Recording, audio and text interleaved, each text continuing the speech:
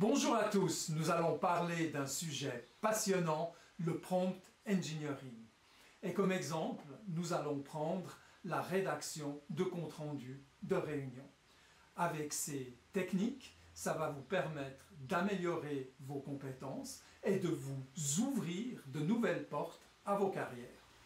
Nous verrons également que les entreprises recherchent ce nouveau type de profil. C'est Christian de Vision 6D. J'apporte mon expérience en gestion de projet pour améliorer vos compétences, former et conseiller les entreprises. Notre projet porte sur la réalisation de capteurs pour le secteur de l'aviation. Ces dispositifs sont essentiels pour la sécurité et les performances des avions. Le premier essai que nous faisons, c'est celui qu'on fait tous. On va simplement transmettre le texte à ChatGPT et on va lui demander qu'il nous en sorte un compte-rendu. Alors, l'IA nous génère le compte-rendu. On y trouve une date, un titre, la liste des participants.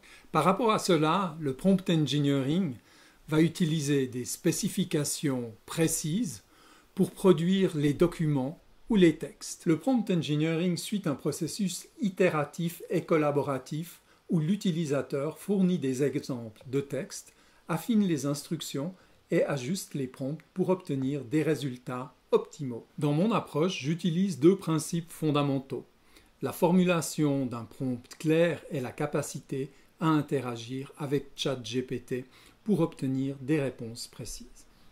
Pour maximiser l'efficacité du prompt engineering, il y a plusieurs tactiques à utiliser. Là, une des premières que je vous expose, c'est de délimiter le texte.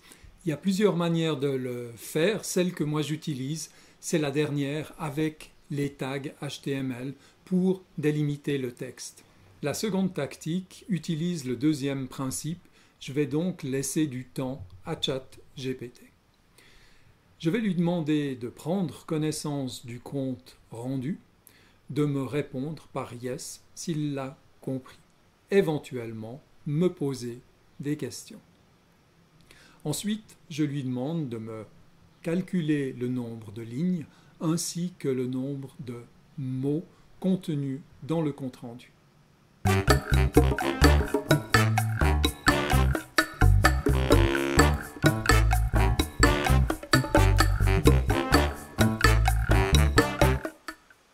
Pour le deuxième prompt, donc la seconde itération, je vais utiliser la troisième tactique, à savoir celle dans laquelle je suis très spécifique et je lui définis le format attendu pour le compte-rendu.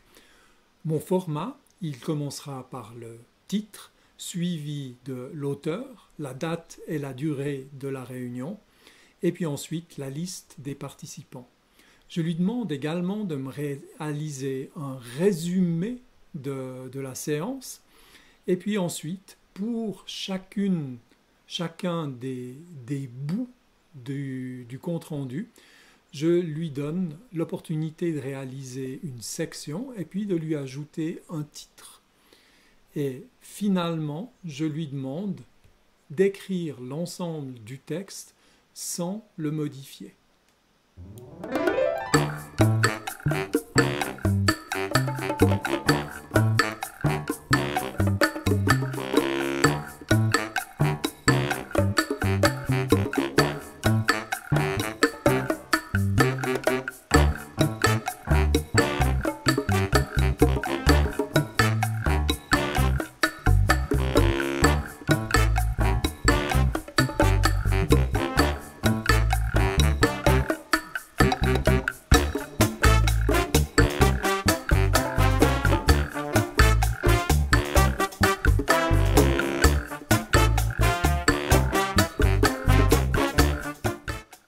Le résultat, comme on peut le voir, il est très satisfaisant. On pourrait se contenter de ça, c'est très très bien.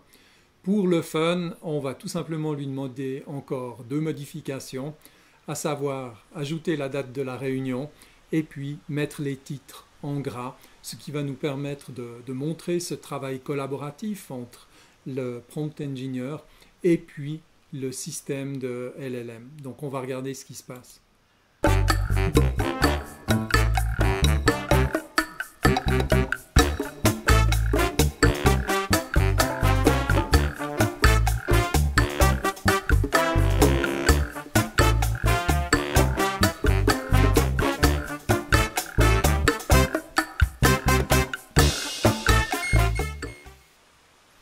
Voilà, donc ça c'est le compte-rendu qui pour moi est tout à fait acceptable. On voit que la date elle a été ajoutée et les titres sont effectivement en gras. À partir de cette étape-là, moi c'est copier-coller dans Word et puis passer un petit peu plus loin pour l'envoyer par la messagerie.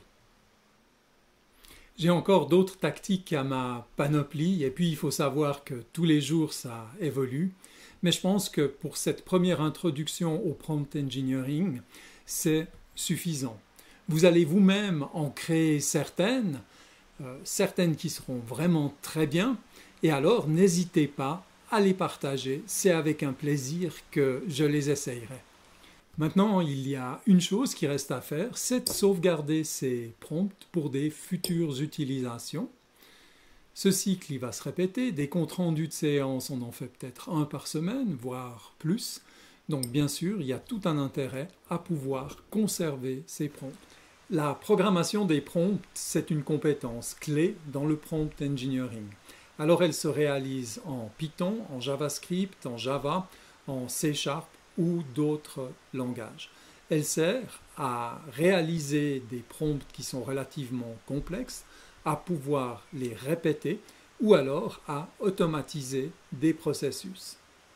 C'est d'ailleurs cette compétence qui donne naissance à une nouvelle profession, le prompt engineer. Quand on voit le nombre d'annonces, on se rend compte que les entreprises ont bien compris que ce savoir-faire est devenu clé et qu'il est nécessaire d'acquérir et d'avoir des gens qui ont ces compétences, c'est donc le prompt ingénieur. Dans les annonces qui ont défilé tout à l'heure, j'en ai pris une au hasard pour que vous puissiez voir son contenu et on voit que les entreprises prennent ces nouveaux postes très au sérieux. Elles ont compris qu'avec ça, elles allaient pouvoir proposer des nouveaux services, se faciliter le travail et automatiser tout un ensemble de processus à l'interne dans les entreprises. Donc moi, je peux que vous encourager à creuser le sujet du prompt engineering. Et nous allons avoir dans les prochaines vidéos effectivement l'opportunité de creuser ces sujets, d'acquérir des compétences qui peut-être vont vous ouvrir des portes.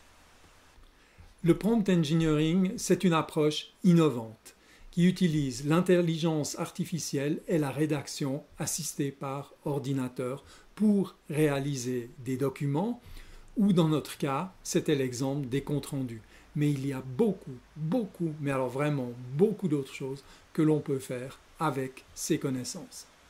C'est un plaisir de pouvoir tout le temps échanger avec vous certaines de mes connaissances et il ne reste plus qu'à vous dire, allez, à tout bientôt pour le prochain module. Ciao, ciao.